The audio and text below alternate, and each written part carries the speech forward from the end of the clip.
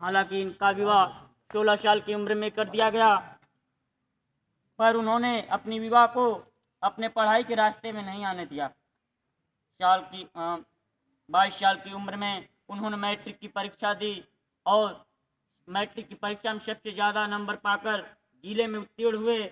अपनी शिक्षा पूर्ण करने के बाद वो वकील बन गए।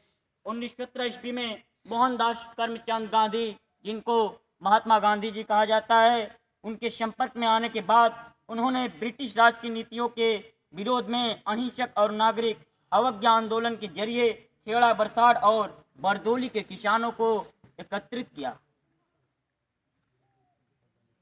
उनके इस काम की वजह से वह देखते ही देखते गुजरात की प्रभावशाली नेताओं की श्रेणी में आ गए। बरदौली तालुका के लोगों ने उन्हें सरदार नाम दिया।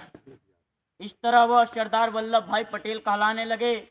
भारत आज़ाद होने के बाद, भारत आज़ाद हो तो गया था, पर उसे यह आज़ादी पाकिस्तान की कीमत पर मिली थी और उसके सामने चुनौती थी अपनी छोटी छोटी रियासतों को एक करने की, वरना एक बड़े भारत का सपना चकनाचूर हो सकता था। ऐसे में सरदार वल्लभ भाई पटेल आज़ादी के ठीक पूर्व ही पीवी मेनन के साथ मिलकर कई देशी राज्यों को भारत में मिलाने के लिए कार्य आरंभ कर दिया। पटेल और मेनन ने देशी राजाओं को समझाया कि उन्हें स्वायत्तता देना संभव नहीं होगा। इसके परिणाम स्वरूप चीन को छोड़कर शेष सभी राजवाड़ों ने स्वेच्छा से भारत में विलय का प्रस्ताव स्वीकार कर लिया।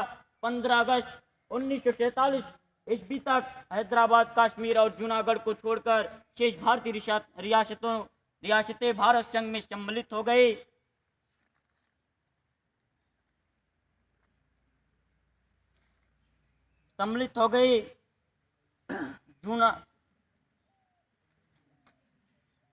जूनागढ़ के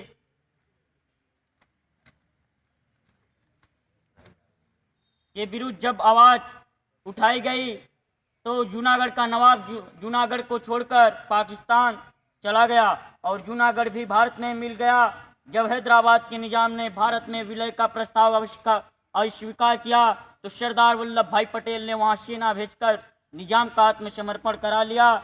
गृह मंत्री बनने के बाद भारत की रियासतों की विलय की जिम्मेदारी उन्हें ही सौंप दी गई। माना जाता है पटेल कश्मीर को भी बिना शर्त भारत से जोड़ना चाहते थे, पर नेहरू जी ने हस्तक्षेप कर कश्मीर को विशेष दर्जा दे दिया। नेहरू जी ने कश्मीर के मुद्दे को यह कहकर अपने पास रख लिया कि यह समस्या अंतर्राष्ट्रीय समस्या है। अगर कश्मीर का निर्णय नेहरू जी के बजाय पटेल के हाथ में होता तो कश्मीर आज भारत के लिए समस्या नहीं बल्कि गौरव का विषय होता। सरदार वल्लभ भाई पटेल को लौह पुरुष भी कहा जाता है। सरदार पटेल का निधन 15 दिसंबर 1950 ईस्वी को मुंबई में हुआ था। आज हमारा समाज ऐसे ही लौह पुरुष की तलाश में है जो समाज में किसी भी कीमत पर एकता लाने में सफल हो। जय हिंद, जय भारत। सरदार वल्लभ भाई पटेल। Well done. बहुत सुंदर अमन दुबे, आपने अपनी बात बहुत अच्छे ढंग से कही, लेकिन एक सलाह मैं आपको दूंगा। विद्यार्थी के पास याद करने की असीम क्षमता होती है।